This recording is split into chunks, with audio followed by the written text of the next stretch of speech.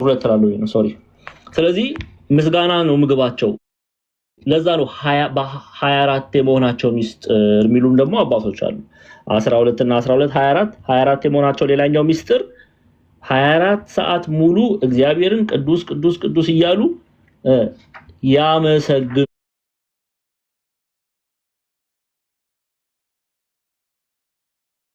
ያመሰግኑታል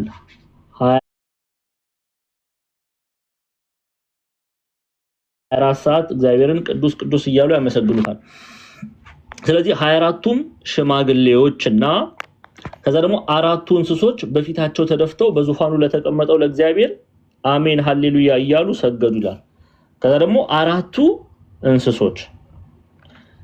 እንስሶች የተባሉ አርባይቱ እንስሳ እነዚህ ደግሞ የሥላሴን መንበር የሚሸከሙ ይላሉ አባቶች ምን ማለት ነው የሚሸከሙ የሚለው ቃል አሁን አንዳንድ ጊዜ ይሰማል አይደል ኪሩቤል ሲባሉ አርባይቱ እንስሳ በገጸ ሰብ የተገለጡ በገጸ ንስር የተገለጡ ኦኬ በገጸ ላም የተገለጡ በገጸ አንበሳ የተገለጡ የእግዚአብሔርን መንበር የሥላሴን መንበር የሚሸከሙ የሥላሴን መንበር የሚሸከሙ የሚለው ቃል ግን ምን ነው የሚገልጸው ኦኬ ይሄንን እግዚአብሔር የሥላሴን መንበር በእግዚአብሔር ፈቃድ የሚሸከሙ መላእክት ተብለው በእግዚአብሔር እንደው እግዚአብሔር አምላክ እርሱ ይሸከማቸዋል እንጂ ይላሉ አቦ በትርጓሜ እርሱ እግዚአብሔር አምላክ ይሸከማቸዋል እንጂ እነርሱ እንዴት ይሸከሙታል ብለው ይጠይቃሉ ከዛ በዘፈቀደ ይገለጥባቸዋል እርሱ በፈቀደ መንበሩን ተሸክመው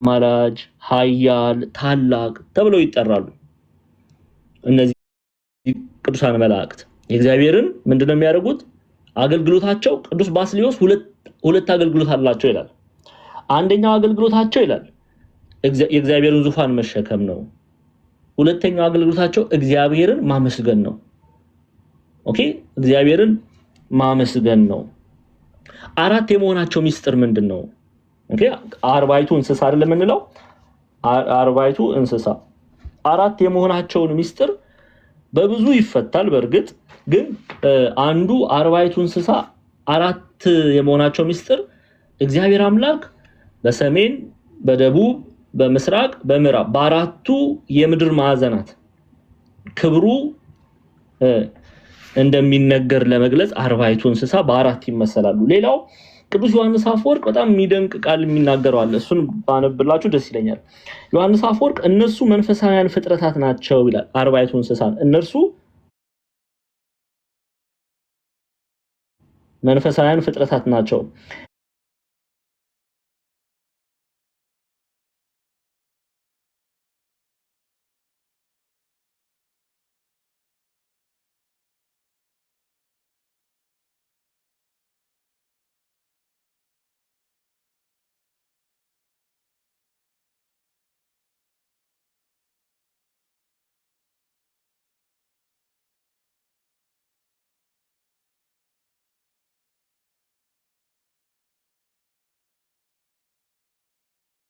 ገጽ አንበሳ ገጽ ሰብ መሆናቸው እግዚአብሔር ለፈጠረው ፍጥረት ሁሉ ጸሎት ያቀርቡ ዘንድ ይለምኑ ዘንድ ኪሩቤል የሚለው ራሱ ማላጅ አይደለ አንዱ ፍቺው ይለምኑ ዘንድ እግዚአብሔር ፈጠራቸው ኦኬ ጸሎትን ያቀርቡ ዘንድ ምልጃን ያቀርቡ ዘንድ ለፍጥረታት ሁሉ ስለ አራዊት ይጸልዩ ስለ እንስሳት ስለ አዋፋት ይለምኑ ዘንድ እነርሱ ከሁሉም ሰማያን ፍጥረታት ይልቅ ለእርሱ ቅርብ ናቸው ይላል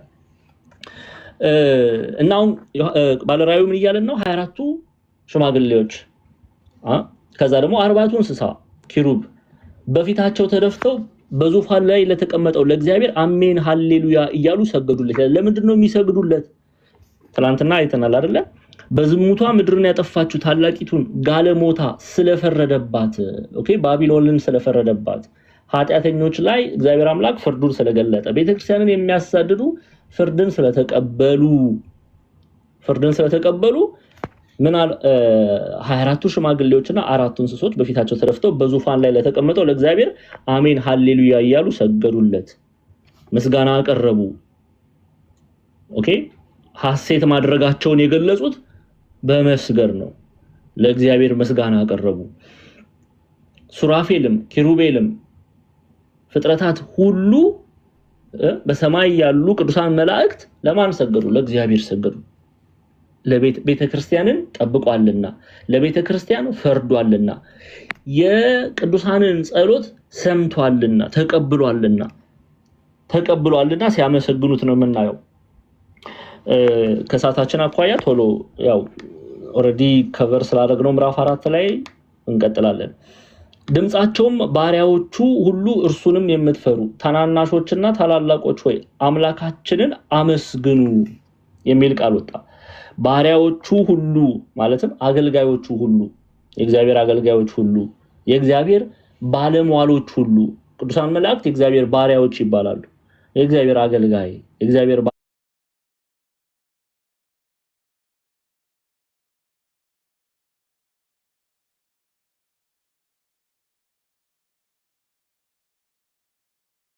ባሪያዎች ሁሉ እርሱንም ማንን? እግዚአብሔርን የሰራዊት እርሱንም የምትፈሩ መጀመሪያ ባሪያዎች ሁሉ እርሱንም የምትፈሩ እግዚአብሔርን የምታመልኩ እግዚአብሔርን የምታከብሩ እውነተኛ አገልጋዮቹ ሁሉ እርሱንም የምትፈሩ ታናናሾችና ታላላቆች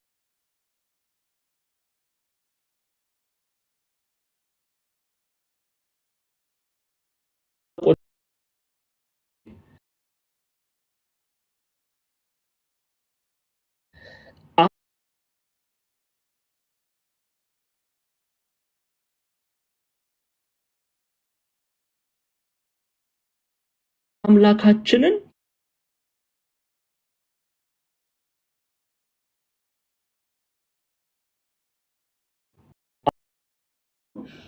እዚህ ጋር ተመልከቱ። አምላካችንን እግዚአብሔር አምላክ ቀደምም እንዳየነው ሰማያዊ መላእክትን የፈጠረ እርሱ ነው። ምድራዊ መላእክትን፣ ሐዋርያትን፣ ጻድቃን፣ ሰማዕታትን፣ ቅዱሳንን የፈጠረ እርሱ ነው። ስለዚህ በአንድ ላይ ሆነው አምላካችንን አመስግኑ እያሉ ይሄ የቤተክርስቲያን የአንድነት ድምጽን ሲያሰሙ ነው የምናየው። ማንን አመስግኑ? አምላካችንን። ምን እያሉ ሰገዱለት? ሃሌሉያ እያሉ። ሃሌሉያ ማለት እግዚአብሔርን አመስግኑ ማለት ነው። ስለዚህ ድምጽም ባሪያዎችም ሁሉ እርሱንም የምትፈሩት ታናናሾችና ታላላቆች አምላካችንን ምን በሉ? አመስግኑ ይላል። አምላካችንን በምድር ያለችው ቤተክርስቲያን፣ በሰማይ ያለችው ቤተክርስቲያን ስራዋ ምንድነው? እግዚአብሔርን ማመስገን ነው 24 ሰዓት። ኦኬ ሱራፌል 24ቱ ካህናተ ሰማይ፣ አራቱ ኪሩብ፣ 40ቱ እንስሳ ምንላቸው ሁሉም በአንድ ላይ ሆነው ማንን ያመሰግናሉ? እግዚአብሔርን ያመሰግናሉ። እግዚአብሔርን ግን የሚያመሰግኑት እግዚአብሔር አምላክ ለቤተክርስቲያን ፍርድን ስለሰጠ ስለፈረደ በራዕየ ዮሐንስ ምዕራፍ 6 ላይ ከቁጥር 5ኛው ማህተም በፈታ ከቁጥር 9 ጀምራችሁ ስትመለከቱ 5ኛው ማህተም በፈታ ጊዜ ስለ እግዚአብሔር ቃልና ስለጠበቁት ምስክር የታረዱትን የሰዎች ነፍሳት ከመሰዊያ በታች አየው ይላል። ከመሰዊያ በታች አየው። በታላቅ ድምጽም እየጮሁ ቅዱስና እውነተኛ ጌታ ሆይ እስከመቼ ድረስ አትፈርድም? ደማችንንስ በምድር በሚኖሩት ላይ እስከመቼ አትበቀልም አሉ ይላል። ለእያንዳንዳቸውም ነጭ ልብስ ተሰጣቸው። እንደነርሱም ደግሞ ይገደሉ ዘንድ ያላቸው የባሪያዎች የባልንጀሮቻቸውና የወንድሞቻቸው ቁጥር እስኪፈጸም ድረስ ገና ጥቂት ዘመን እንዲያርፉ ተባለላቸው ይላል። ይሄንን ቃል እግዚአብሔር አምላክ ይሄ ነጭ ልብስ አለበሳቸው ማለት ድል አድራጊ መሆናቸውን ነው የሚገልጸው። አሁን ፍርድን ግን አገኙ። በአላውያን ነገስታት የተገደሉ ሰዎች ቤተክርስቲያን በአላውያን ነገስታት እጅ መጫን ተሰዳለችና ለቤተክርስቲያን ፍርድ ተሰጣት። ለዛ ነው በሰማይ ያሉ ቅዱሳን መላእክት እግዚአብሔርን የሚያመሰግኑት። እሺ ቁጥር 6 ይኸው ሲል ከዙፋኑ ወጣ ይላል። ከዙፋን የወጣው ምንድነው? እግዚአብሔርን አመስግኑት ድምጽም ባሪያዎች ሁሉ እርሱንም የምትፈሩ ታናናሾች ታላላቆች ሆይ አምላካችንን አመስግኑ የሚል ድምጽ ከእግዚአብሔር ዙፋን ወጣ። እንደ ብዙ ሕዝብም ድምጽ እንደ ብዙ ውሃዎችም ድምጽ እንደ ብርቱም ነጎድጓድ ድምጽ ያለ ድምጽ ሰማሁ። እነዚህ እንደ ብዙ ሕዝብ ድምጽ እንደ ብዙ ውሃዎች ድምጽ እንደ ብርቱ ነጎድጓድ ድምጽ የሚለው ይሄ ብዙ ድምጹ ብዙ መሆኑን ይናገራል። ድምጹ ብዙ ቢሆንም የእልፍ አላፍ መላእክት ድምጽ ቢሆንም የቅዱሳን መላእክት ድምጽ ቢሆንም የድምጹ ግን ዓላማው አንድ ነው። እስቲ ተመልከቱ። እንደ ብዙ ሕዝብም ድምጽ አለ እንደ ብዙ ውሃዎች ድምጽ እንደ ብርቱም ነጎድጓድ ድምጽ ያለ ድምጽ ሰማሁ እንዲህ ሲል ሃሌሉያ ይላል። ሃሌሉያ ሲል አራተኛው ሃሌሉያ በጠቅላላ በሰማይ ያሉ ቅዱሳን እልፍ አላፍ መላእክት ሱራፌል ኪሩቤል ሁሉም በአንድነት ሆነው ምን ማለት ጀመሩ? ሃሌሉያ ሁሉን የሚገዛ ጌታ አምላካችን ነግሷልና። ኦኬ ይሄ ምንን ያሳያል? የቤተክርስቲያንን ህብረት የቤተክርስቲያንን አንድነት። ሱራፌል ኪሩቤል በአንድነት ሆነው ማንን ያመሰግናሉ? እግዚአብሔርን ያመሰግናሉ። በሰማይ ያሉ እልፍ አላፍ መላእክት በአንድነት ሆነው ማንን ያመሰግናሉ? እግዚአብሔርን ያመሰግናሉ። ለዛ ነው ያለ ድምጽ እንደ ብርቱ ነጎድጓድ ድምጽ ያለ ድምጽ ሰማው እንዲህ ሲል ሃሌሉያ ሁሉን የሚገዛ ጌታ አምላካችን ነግሷልና። ይሄ የምስጋና ድምጽ ነው የሰሙት። ይሄንን ድምጽ ደግሞ የሰሙት ከሰማያዊቷ ቤተክርስቲያን እቺ የቅዱሳን መላእክት ህብረት ያሰማችው ድምጽ ነው። ይሄ ድምጽ የተሰማው እግዚአብሔር አምላክ ስለፈረደ ለጻድቃን ለሰማዕታቱ እርሱን ላመኑት በእርሱ ለታመኑት እግዚአብሔር አምላክ ስለፈረደ ሁሉም ሃሌሉያ ሁሉን የሚገዛ ጌታ አምላካችን ነግሷልና በማለት በህብረት ሲያመሰግኑት እናያለን። አሁን ቁጥር 7 ላይ የበጉ ሰርግ ስለደረሰ ሚስቱም ራሷን ስላዘጋጀች ደስ ይበለን ሐሴትም እናድርግ ክብርንም ለእርሱ እናቅርብ ይላል። ሚስቱ የተባለች ቤተክርስቲያን ናት። ለምንድን ነው እግዚአብሔር አምላክ በዚህ ቃል ቤተክርስቲያንን የሚጠራው? ሙሽራ ለሙሽራ ቤተክርስቲያን ሙሽራ የተባለች ቤተክርስቲያን በባልና በሚስት አንቀጽ እግዚአብሔር አምላክ ለምን ብዙ ጊዜ ጥያቄ ይነሳል። ይሄንን ሐሳብ እንድትረዱ እግዚአብሔር በዚህ መልኩ የሚጠራው ለምሳሌ መጽሐፍ ቅዱስ ላይ ብዙ ቦታ እናያለን። ለምሳሌ ኢሳይያስ ላይ እናያለን፣ ሕዝቅኤል ላይ እናያለን፣ በማቴዎስ ወንጌል ላይ እናያለን። ሙሽራ ቤተክርስቲያን የክርስቶስ ሙሽራ ተብላ ትጠራለች። ፕሊዝ በደንብ አድርጋችሁ አድምጡ። ቤተክርስቲያን የክርስቶስ ሙሽራ ተብላ የምትጠራው ሙሽራ ከሙሽራው ጋር ሳትለያይ እንደምትኖር እነሆ ቤተክርስቲያን ከክርስቶስ ለዘላለም አማናዊቷ ቤተክርስቲያን ከክርስቶስ ለዘላለም ትኖራለች፣ አትለያይም። ለዛ ነው ሙሽራ ተብላ የምትጠራው ቤተክርስቲያን። ለምሳሌ አንድ ሁለት የመጽሐፍ ቅዱስ ክፍል እንዲህ ይሄንን የሚገልጽ አንዴ ኢሳይያስን እንመልከት። 54 እሺ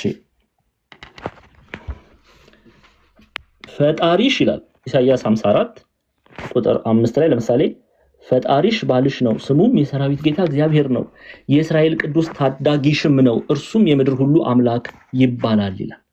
የእስራኤል ዘስጋን ሲናገር ነው። ፈጣሪሽ ምንድን ባልሽ ነው? ምን ማለት ነው? ባል ከሚስት ሚስት ከባል እንደማትለይ አብረው እንደሚኖሩ እግዚአብሔርም ከእስራኤል ዘስጋ ከህዝቡ እንደማይለይ ለመግለጽ የገባ ቃል ነው። ኦኬ ለምሳሌ ሐዋርያው ቅዱስ ጳውሎስን እንመልከት። በቆሮንቶስ መልእክቱ ላይ አንድ መጽሐፍ ቅዱስ ክፍል ከብሉይና ሐዲስ አድርገን እናያለን። ቅዱስ ጳውሎስ ሁለተኛ ቆሮንቶስ ምዕራፍ 11 ከቁጥር 1 ጀምሬ ላንብብ። በጥቂቱ ሞኝነት ብትታገሱኝ መልካም ይሆን ነበር፣ ይሆንም በእርግጥ ታገሱኝ። በእግዚአብሔር ቅናት እቀናላችኋለሁና እንደ ንጽሕት ድንግል እናንተን ለክርስቶስ ላቀርብ ለአንድ ወንድ አጭቻችኋለሁና ይላል። ኦኬ ለምን ሐዋርያት በነገራችን ላይ የሐዋርያት ግብር ይሄ ነው። ማጨት እኔና እናንተ ለማን ለክርስቶስ ሙሽራ አድርጎ ማቅረብ። ኦኬ እንደ አንዲት ድንግል ሲል ከኃጢአት ተጠብቀን ኦኬ ከኃጢአት ተጠብቀን ንስሐ ገብተን በቅድስና አማናዊ ቤተክርስቲያን ተብለን እንጠራ ዘንድ ነው ሐዋርያት ወንጌል ለመስበክ የወጡት። ለዛ ነው በእግዚአብሔር ቅንዓት እቀናላችኋለሁና አለ። እሺ እንደ ንጽሕት ድንግል እናንተን ለክርስቶስ ላቀርብ ለአንድ ወንድ አጭቻችኋለሁና ይላል። ወንድ የተባለ ኢየሱስ ክርስቶስን ነው። ለምንድን ነው እንዲህ ባለ ቃል የተገለጠው? ኦኬ ጥያቄ እንዲያስነሳ ስለማልፈልግ ነው። እንዲህ ባለ ቃል የተገለጠበት ምክንያት ለአንድ ወንድ አጭቻችኋለሁና የተባለበት ምክንያት ቅድም እንዳየነው ባልና ሚስት አንድ ናቸው። ባል ከሚስት አይለይም፣ ሚስት ከባል አትለይም። አብረው ነው የሚኖሩት። ኦኬ አንድ ናቸው ስንል አብረው ነው የሚኖሩት። እንዲሁም ይላሉ ኢትዮጵያ ሊቃውንት እግዚአብሔር አምላክ አብሮን እኛ ከእርሱ ጋር እርሱ ከኛ ጋር እንደሚሆን ለመግለጽ በባልና በሚስት ምሳሌ ይገለጣል። ቤተክርስቲያን የክርስቶስ ሙሽራ ናት ስንል ከዚህ አንቀጽ ነው። ሁሌ ከክርስቶስ ጋር ትሆናለች አማናዊቷ ቤተክርስቲያን። ሁሌ አብረን አይደል ከእርሱ ጋር ምን ሆነው አይደለ? አብረን እንሆናለን አይደለ? ይወስደናል አይደለ? እስቲ በደንብ ይሄንን ሐሳብ ለመረዳት አሁን ያለንበት ሳምንት ምንድነው? ይሄ ሳምንት እስቲ የሚነግረኝ የዐቢይ ጾም 6ኛ ሳምንት ነው። ገና ኒቆዲሞስ አልገባንም። ምን ተብሎ ነው የሚጠራው? ይሄ ሳምንት ምን ተብሎ ነው የሚጠራው? ምን ተብሎ ነው የሚጠራው?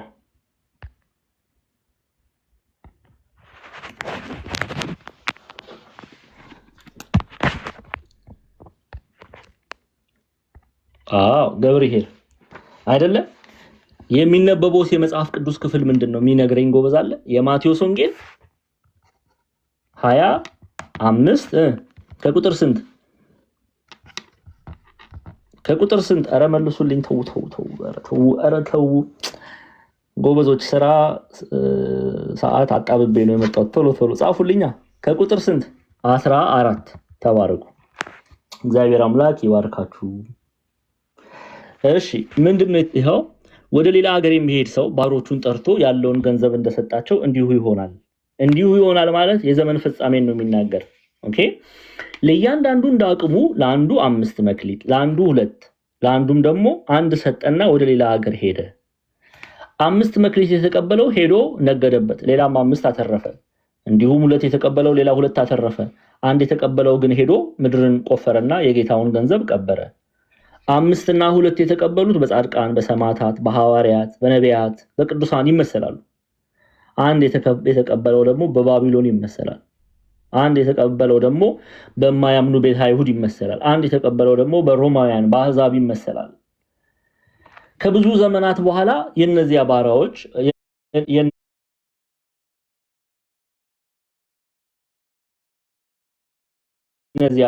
ጌታ መጣና ተቆጣጠራቸው።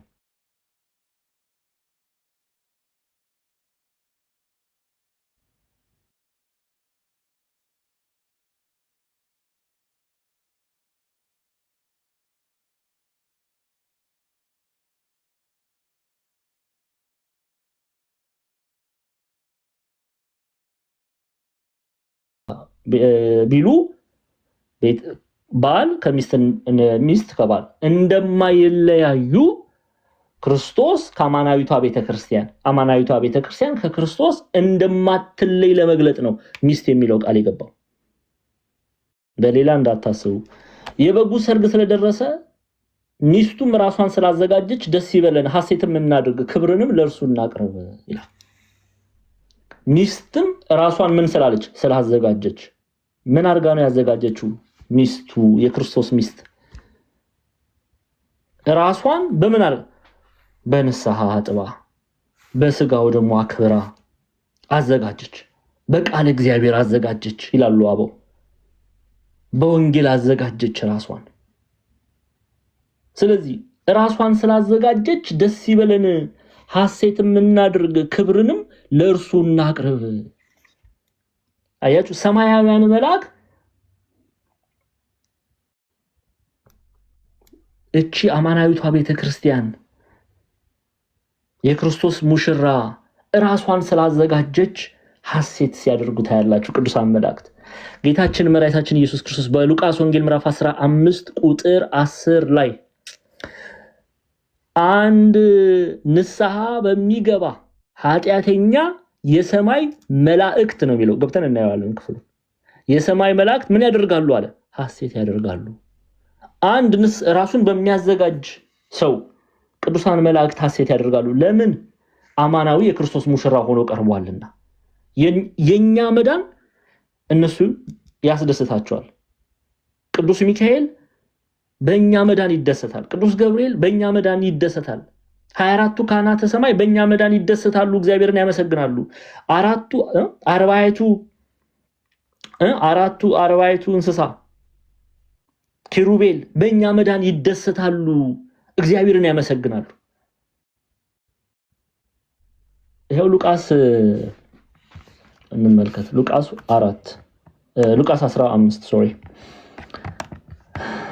ቁጥር 10 ይሄው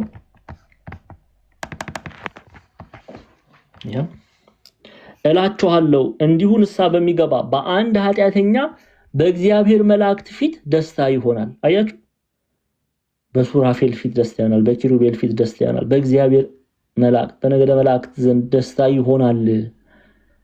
አንድ ንስሐ ገብቶ ራሱን በሚያዘጋጅ የክርስቶስ ሙሽራ ደስታ ይሆናል። እንዴት ነው ሰው ራሱን የሚያዘጋጀው? እዚሁ በወንጌል ተጽፎልናል። ማቴዎስ ወንጌል ያው እዚሁ ማቴዎስ ወንጌል ምዕራፍ 25 ጌታችን መድኃኒታችን ኢየሱስ ክርስቶስ በምሳሌ እንዲህ ብሎ ይነግረናል። ጻድቃን እንዴት አድርገው ነው ራሳቸውን ያዘጋጁት? ኦኬ ተመልከቱ። ከቁጥር 34 ጀምሮ ላንብብላችሁ። ንጉሱ በቀኝ ያሉትን እንዲህ ይላቸዋል፣ እናንተ የአባቴ ብሩካን ኑ ዓለም ከተፈጠረ ጊዜ ጀምሮ የተዘጋጀላችሁን መንግስት ወረሱ አለ። ምን አድርገው እነሱ ራሳቸውን አዘጋጅተዋል? ተርቤ አብልታችሁኛል፣ ተጠምቼ አጠጥታችሁኛል፣ እንግዳ ሆኜ ተቀበላችሁኛል፣ ታርዤ አልበሳችሁኛል፣ ታምሜ ጠይቃችሁኛል፣ ታስሬ ወደኔ መጣችኋልና። ጻድቃንም መልሰው ይሉታል፣ ዳሩ ግን ጌታ ተርበህ አይተን መቼ አበላንህስ? ወይስ ተጠምተህ አይተን መቼ አጠጣንህ?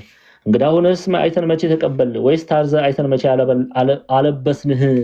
ወይስ ታመህ ወይስ ታስረህ አይተን መቼ ወዳንተ መጣን? ይሉታል። ከዛ ንጉሱም መልሶ ይሄው አሁን ምን እንደሚላቸው እንዴት አድርገው እንዳዘጋጁ ተመልከቱ። ንጉሱም መልሶ ቁጥር 40 ጀምሮ እውነት እላችኋለሁ ከሁሉ ከሚያንሱት ከነዚህ ወንድሞቼ ለአንዱ እንኳን ስላደረጋችሁት ለኔ ያደረጋችሁት ይላቸዋል።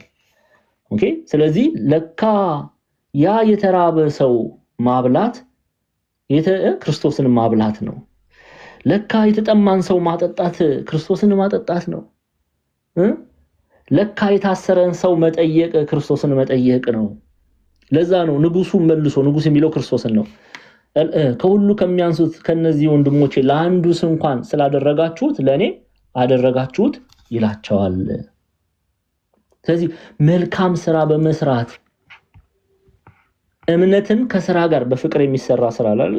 ቅዱስ ጳውሎስ እንደሚነግረን እምነትን ከስራ ጋር በማስተባበር ራሳቸውን አዘጋጅተዋል። ለዚህ ነው የበጉ ሰርግ ስለደረሰ ሚስቱ ሙሽራይቱ ቤተክርስቲያን ራሷን ስላዘጋጀች ደስ ይበለን፣ ሐሴትን እናድርግ፣ ክብርንም ለእርሱ እናቅርብ ይላል። ይሄ የማን ድምጽ ነው? የሰማያውያን ቅዱሳን መላእክት ድምጽ ነው። የሚገርማችሁ ነገር ቤተክርስቲያን አንዲት ናት፣ አሐቲ ቅድስት ቤተክርስቲያን አይደል የምንለው? አንዲት ቅድስት ንጽሕት ቤተክርስቲያን። ኦኬ ሰማያዊቷ ቤተክርስቲያን ምድራዊቷን ቤተክርስቲያን ደግሞ ስትመስል ተመልከቱ። ምድራዊቷ ቤተክርስቲያን ደግሞ ሰማያዊቷን ቤተክርስቲያን ስትመስል ተመልከቱ። ሐዋርያት እንዲህ ብለው አልተናገሩ? ቅዱሳን ሐዋርያት ተናግረዋል አልተናገሩም? ለአብነት እንዲያው ብዙ ልሰጣችሁ እችላለሁ። ሁለት አባቶች ግን ላንሳ ከሐዋርያት። ኦኬ ፍቅረ እግዚእ ቅዱስ ዮሐንስ፣ ከዛ ሐዋርያ ቅዱስ ጳውሎስን ተመልከቱ። የት ቅዱስ ዮሐንስ 3ኛ ዮሐንስ መልእክት ላይ፣ ቅዱስ ጳውሎስ በፊሊሞና መልእክቱ ላይ ተመልከቱ። ይሄው ቅዱስ ዮሐንስ ምንድነው ነው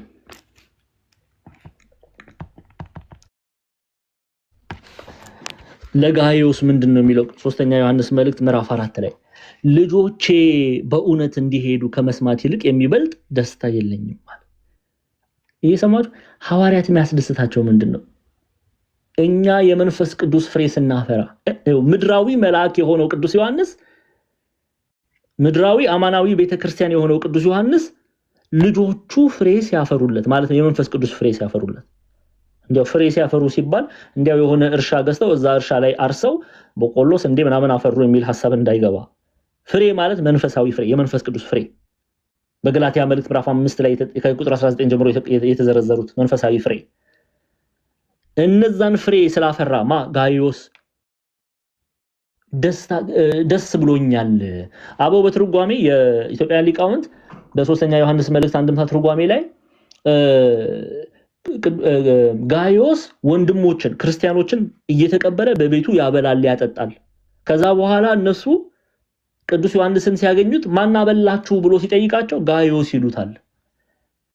ማን አጠጣችሁ ሲላቸው ጋይዮስ። ማን ስንቃ ሲያዛችሁ ጋይዮስ። በመልካም የጋይዮስን ስም ያነሳሉ። ስለዚህ ቅዱስ ዮሐንስ ስለ ጋይዮስ መልካምነት ስለሰማ ልጆቼ በእውነት እንዲሄዱ ከመስማት ይልቅ የሚበልጥ ደስታ የለኝም ይላል። ታዲያ ቅዱስ ዮሐንስ ሱራፌልን አልመሰለም? ቅዱስ ዮሐንስ ኪሩቤልን አልመሰለም? ቅዱስ ዮሐንስ ቅዱሳን መላእክትን አልመሰለም? መስሏል። የሰው ልጅ መዳን ያስደስተዋል።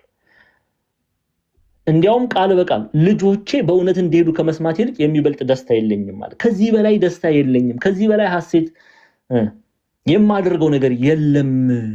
አቤት ምን ያህል ቢወዱን ነው ክርስቲያኖች። የሐዋርያትን ፍቅር ተመልከቱ። አሁን እኛ በወንድማችን ደስታ እንደሰታለን። አሁን እዚህ ያለ ተውትሩቅ እዚህ እርስ በርሳችን ፍቅር እኮ የለም በመካከላችን አይደል እንዴ? መተሳሰብ የለም እኮ መዋደድ የለም።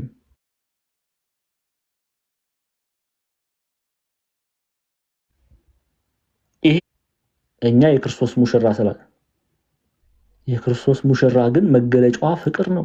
የክርስቶስ ኢየሱስ ሙሽራ ልብሷ ጽድቅ ነው፣ ቅድስና ነው።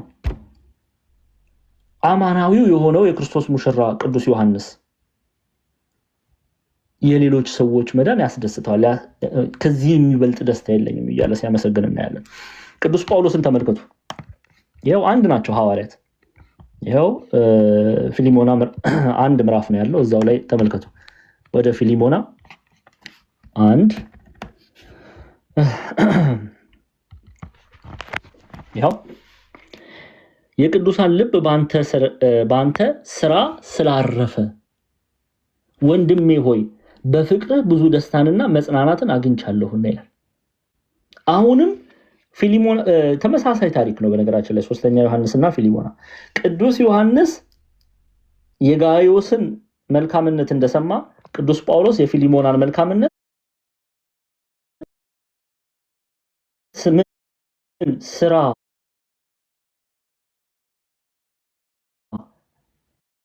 ደስታና መጽናናትን አግኝቻለሁ ይላል። ታዲያ ቅዱስ ጳውሎስ ኪሩቤልን አልመሰለም? መስሏል? አልመሰለም? ቅዱስ ለዚህ ነው የክርስቶስ ኢየሱስ ሙሽራ አማናዊቷ ቤተክርስቲያን ይኸው ቁጥር 19 ላይ ምን ትላለች? ቁጥር 7 የበጉ ሰርግ ሳይደረሰ ሚስቱም ራሷን ስላዘጋጀች ደስ ይበለን። ራሷን ስላዘጋጀች ያሉት ክርስቶስን መስላ ስለተመላለሰች፣ መስላ ገብታ ስለተመላለሰች፣ ስጋው ደሙን ተቀብላ ስለተመላለሰች፣ ከፊት መጨማደድ ስለተጠበቀች፣ ከኃጢአት ራሷን ስላራቀች፣ ህብረት ስላላደረገች፣ ይሄ ሁሉ ራሷን ስላዘጋጀች የሚለው ቃል ይፈታዋል። ራሷን ስላዘጋጀች ደስ ይበለን፣ ሐሴትም እናድርግ፣ ክብርንም ለእርሱ እናቅርብ ይላል። እንደ ቅዱስ ዮሐንስ እንደ ምድራዊው መልአክ ቅዱስ ዮሐንስ ሰማያውያን መልአክ ደስ ይላቸዋል። እንደ ምድራዊው መልአክ ቅዱስ ጳውሎስ ሰማያውያን መልአክ በአንዲት ቤተክርስቲያን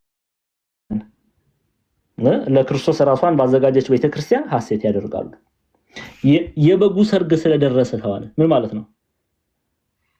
እንግዲህ የበጉ ሰርግ ስለደረሰ በጉ የተባለ ኢየሱስ ክርስቶስ ነው። ለምን በግ ተብሎ ተጠራ? ይሄንን ደግሞ ቅዱስ ዮሐንስ ነግሮናል። ዮሐንስ ወንጌል ምዕራፍ 1 ላይ ዮሐንስ ወንጌል ምዕራፍ 1 ይኸው መጥምቁ ዮሐንስ ምን ብሎ ነው የነገረን? ለምን በግ ተባለ የሚለውን። እሺ የዮሐንስ ወንጌል ምዕራፍ 1 ቁጥር 29 በነገውም ዮሐንስ ኢየሱስን ወደ እርሱ ሲመጣ አይቶ እንዲህ አለ፣ እነሆ የዓለምን ኃጢአት የሚያስወግድ የእግዚአብሔር በግ።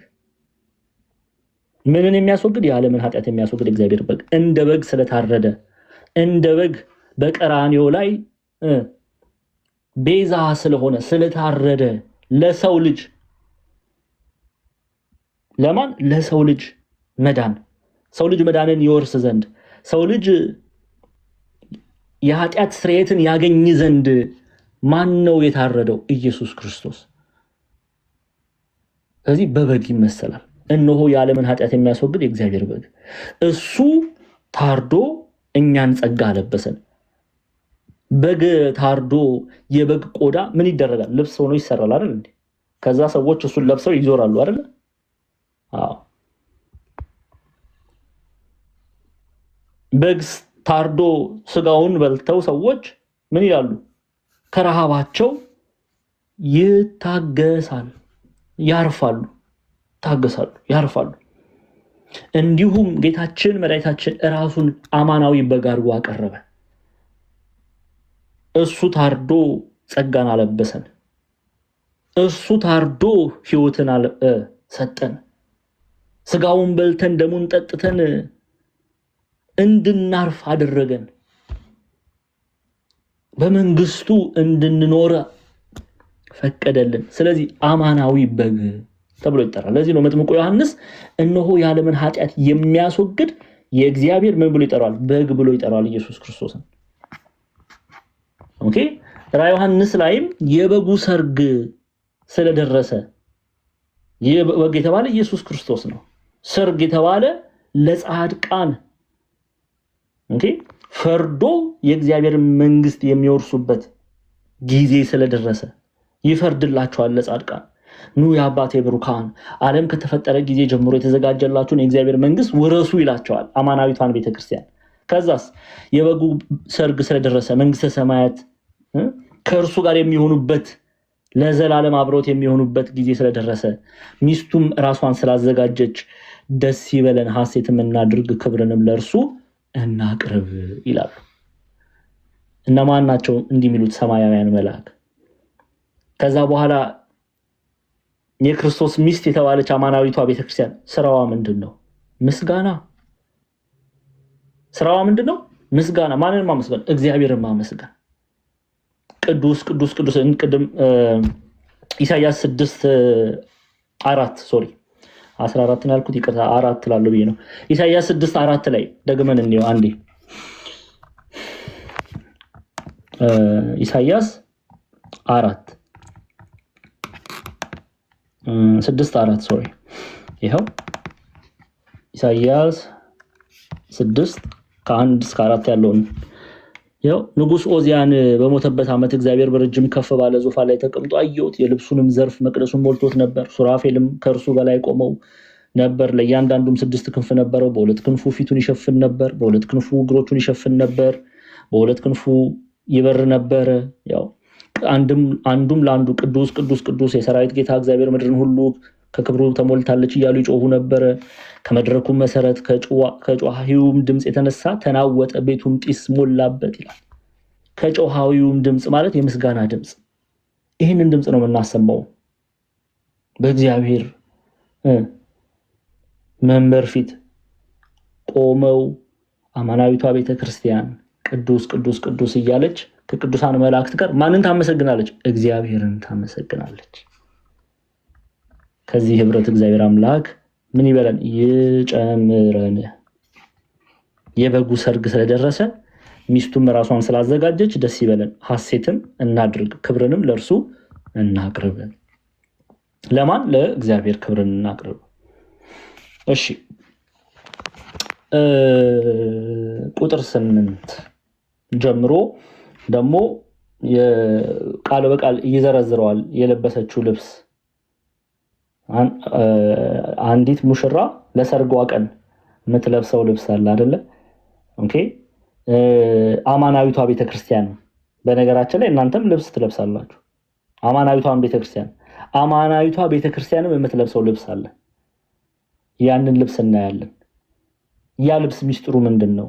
ያጌጠ የተጣራ ቀጭን የተልባ እግር ለምን ተባለ? ሚስጥሩ ምንድን ነው የሚለውን ሁሉ የምንመለከት ይሆናል። እግዚአብሔር ቢረዳን ቢፈቅድ ከቁጥር 8 ጀምሮ እግዚአብሔር በሚቀጥለው ሰኞ ነው ትምህርት ያለን እስከ